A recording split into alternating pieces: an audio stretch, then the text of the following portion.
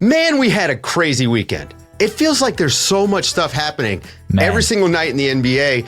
Right. And there's even stuff happening with guys who aren't playing. Joel Embiid has gotten into an altercation with a Philadelphia columnist who wrote what I can only describe as a disrespectful piece about Joel not playing. I'm not going to give this guy any more attention than he needs, but there was a scuffle in the locker room. Joel Embiid confronted this columnist and, according to reports from the locker room, shoved him. This is a big deal. Players shouldn't shove media people, and maybe media people shouldn't, make personal attacks on players who are injured or have degenerative conditions in their knees. Zena, you're in locker rooms just about every week, talking to players. You ever seen anything like what we're hearing coming out of that locker room?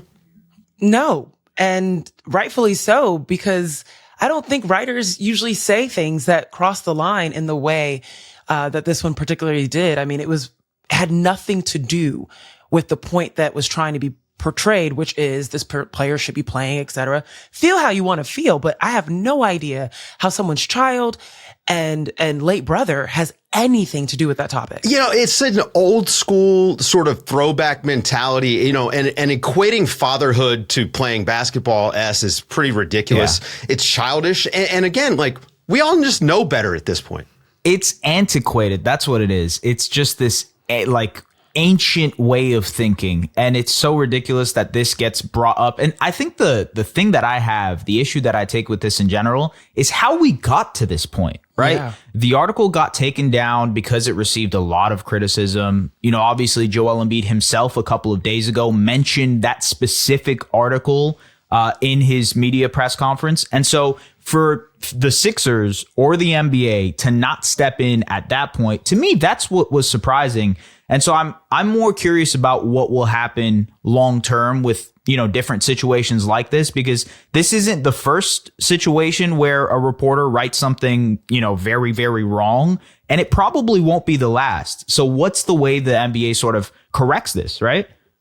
Well, I don't know that the NBA can do anything about what people are going to write or what people are going to say. And I don't know that this guy shouldn't get locker room access because we don't like what he has to say or anything like that. Totally. But for me, I'm looking at the short term sort of consequences for Joel Embiid. He's likely looking at a suspension for this, and rightfully so. But someone along the way, everyone failed.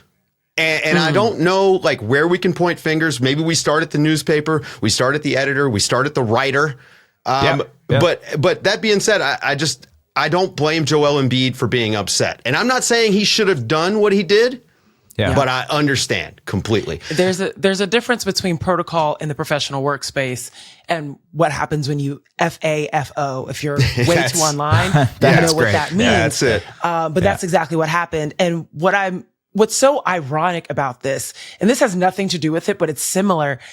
How many people had grievances with this whole fatherhood storyline with LeBron and Bronny, right? And just bringing that up in general and wanting to celebrate that, but people being like, no, we don't want to talk about it, et cetera, et cetera, et cetera. And then people realizing no, it's actually way out of line to bring up his fatherhood bring up Joel Embiid's fatherhood in relation to his basketball times. Which way do we want it, folks? I agree. Look, the lines have been blurred here because, so much of what we follow about players is off the court. It's personal. I mean, Jason Tatum and his son Deuce, we know these guys, or at least we feel like we know them. And it's almost, we're too familiar. And I think that's wrong. Point. This is why I try to stick between the lines when I talk about these guys. When I talk about them, I talk about them as basketball players. Human beings, I just want them to be happy, have a healthy, happy life. Like Joel Embiid, clearly pretty good dad, spends a lot of time with his son. That's all I care as far as fatherhood goes. I hope to see him on the court at some point, but that has nothing to do with what's happening inside his house.